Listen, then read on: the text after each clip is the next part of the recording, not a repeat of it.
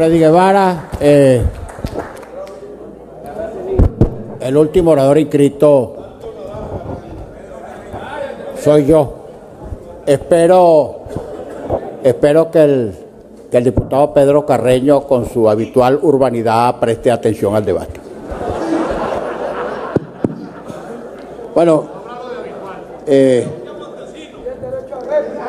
compañeras y compañeros de Cámara, yo he escuchado con mucho detenimiento la intervención del diputado Julio Borges. Por supuesto que, como jefe de la bancada, por supuesto que respecto de su contenido conversamos bastante por el momento particularmente delicado por el que está atravesando el país. Y por supuesto escuché también la intervención del diputado Héctor Rodríguez y de Freddy Guevara. Yo creo que si nosotros comenzamos otra vez, y es una permanente tentación que tenemos todos, de comenzar a repetir circularmente nuestros mismos argumentos, vamos a caer exactamente en lo mismo, que es lo que queremos superar.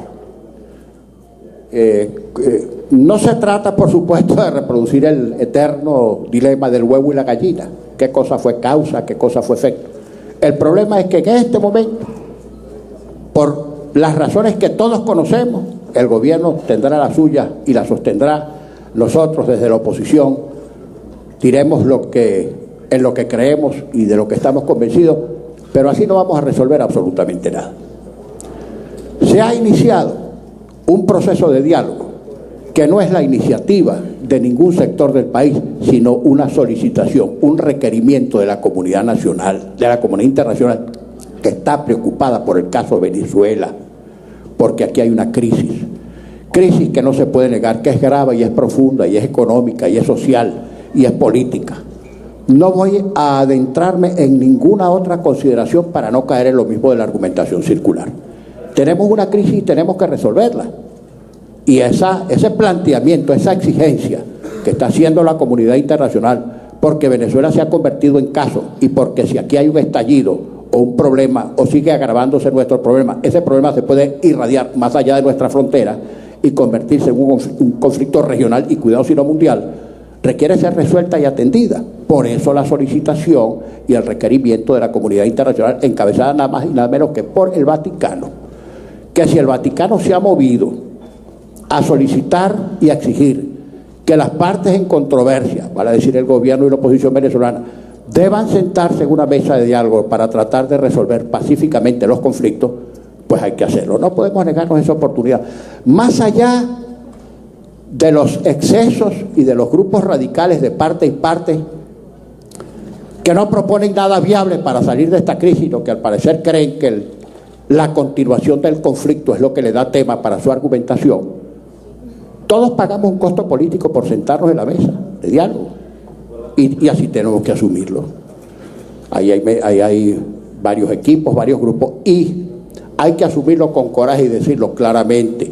Nosotros estamos dispuestos a pagar el costo político. Yo creo que, por cierto, que mínimo que supone sentarse en la mesa de diálogo, porque sería mucho mayor el costo político de negarnos una oportunidad de resolver los problemas de Venezuela.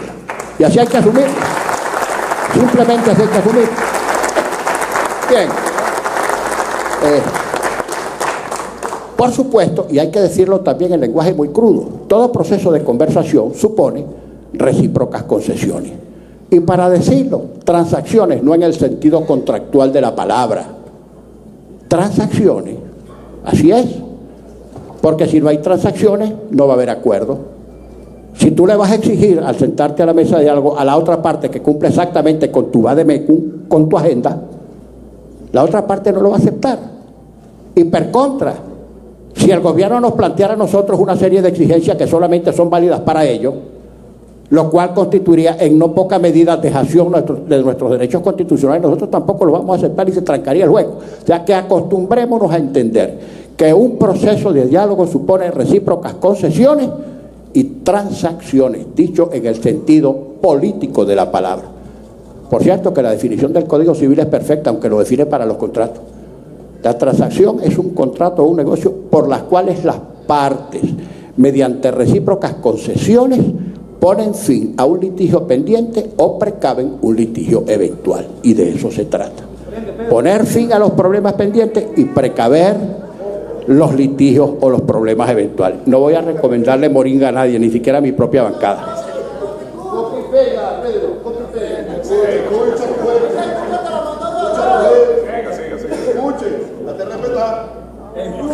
Bueno, por supuesto que el diferimiento, sí, así como esta asamblea no es tan inexistente, por manera que al gobierno le preocupa que aquí realicemos un procedimiento para responsabilizar al presidente. Eso es así, eso es verdad.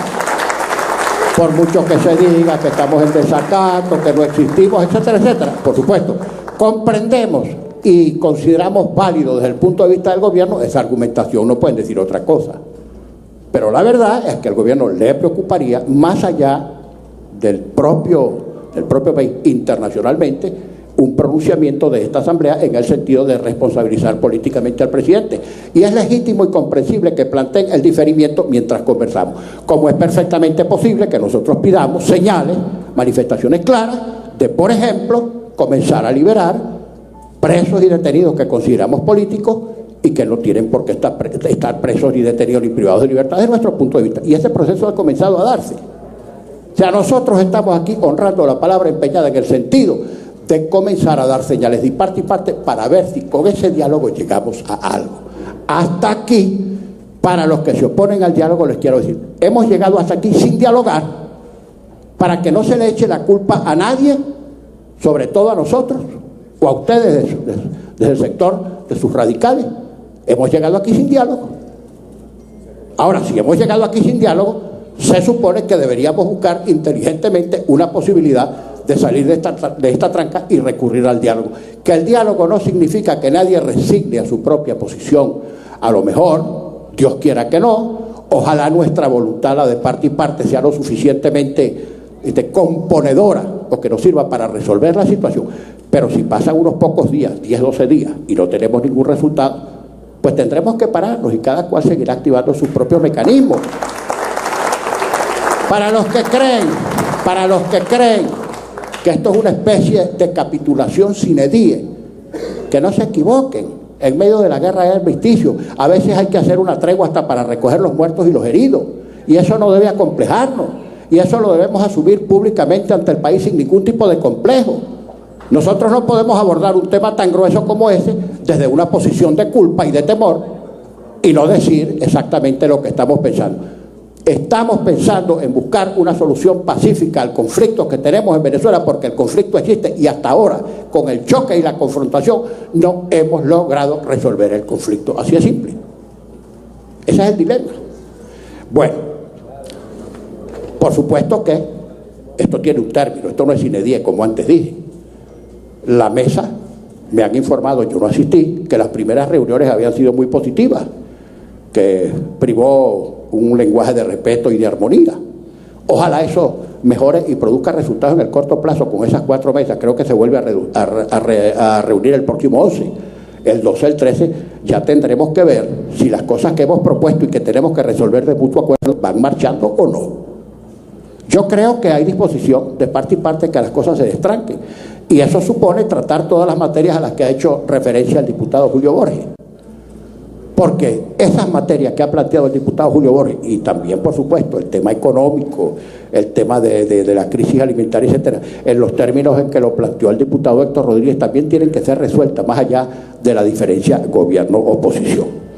Así es que nosotros asumimos nuestra responsabilidad. Quiero dedicarle unas pocas palabras a la intervención del compañero Freddy Guevara, porque me pareció una intervención muy honesta y muy sincera. Nosotros en la unidad tenemos diferencias y las hemos sabido resolver.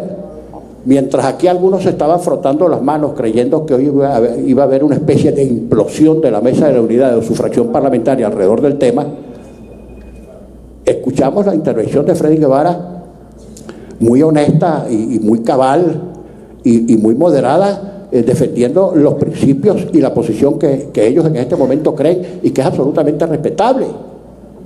Porque no es ninguna posición disparatada, ni insensata, ni irracional la que ellos están sosteniendo, porque en este momento tienen serias dudas y muy graves dolencias por razones de los padecimientos a que se han visto sometidos muchos de sus principales líderes, especialmente Leopoldo, que es el jefe de su partido. Eso es perfectamente comprensible. Ahora, Freddy no hizo referencia a un comunicado que hace un par de días produjo Voluntad Popular, en el sentido de decir, bueno, en este momento consideramos que no están dadas las condiciones para que nos sentemos, pero si vemos que las condiciones cambian, estamos perfectamente dispuestos a sentarnos en la mesa de diálogo. Eso dice mucho de su buen talante y de su disposición a contribuir en este proceso, en el que ojalá salga ganando toda Venezuela. Así es que yo, de verdad, Freddy, le doy las gracias a ustedes, a Voluntad Popular, por esta posición tan diáfana y tan responsable que han tenido frente a este tema.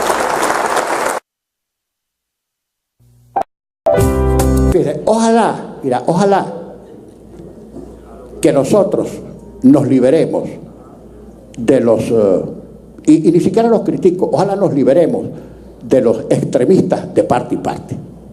Hay algunos que de buena fe desconfían en el sector del gobierno y en el sector de la oposición de lo que estamos haciendo, del paso que nos hemos atrevido a dar ambos. Bien, yo no digo que ni siquiera aislarlo, más bien comprender las razones de su reserva y tratar de convencerlos y de enrolarlos a esto que es una causa y un problema común. A veces uno dice, bueno, que es que el que no está aquí, seamos tolerantes porque todos tenemos angustia y todos queremos resolverla. Yo estoy seguro que si el diálogo va a dar resultados en el camino, seguramente que van a disminuir mucho las, por cierto, muy pequeñas reservas y quejas que ha habido a través de los medios y las redes sociales. Yo creía que el impacto de la reunión iba a ser dramáticamente mayor. No, para mi sorpresa, el impacto ha sido mínimo. Mínimo, ¿por qué? Porque si tú ves la encuesta, algo así como el 70% del país, independientemente de su evaluación pro gobierno, pro oposición o pro nadie, algo así como el 70% del país está de acuerdo con que nos sentemos en la mesa de diálogo a tratar de resolver los problemas del país. Y eso está claro, eso es un mandato clarísimo. Además, y quiero ser insistente, el diálogo es un proceso de tracto sucesivo que se tiene que ir cumpliendo poquito a poco. Si se cumple, seguimos adelante. Si no se cumple, tendremos que pararnos. Y además no olvidarnos, quitarnos de encima aquella máxima del derecho romano, do des, do facies, facio des, facio facies. Doy para que des, doy para que hagas, hago para que hagas y doy para que des. ¿Vamos a hacer eso? Vamos a tratar, pero sí, de buena fe. Tenemos cosas muy importantes que tratar y hay que resolver. Y si esas cosas se van resolviendo, pues seguiremos en la mesa de diálogo. Y si no ha ocurrido nada, y cada cual pues seguirá activando los mecanismos democráticos y constitucionales en los que crea. Muchas gracias.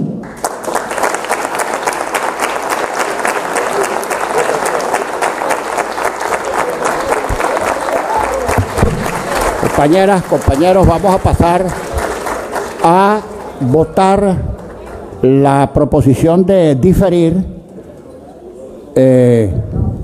los temas contemplados en el orden del día de hoy. Los diputados y diputadas que estén por diferirlo se servirán manifestarlo con la señal de costumbre. Aprobado. Se cierra la sesión y convocamos para el próximo martes a las 2:30 de la tarde.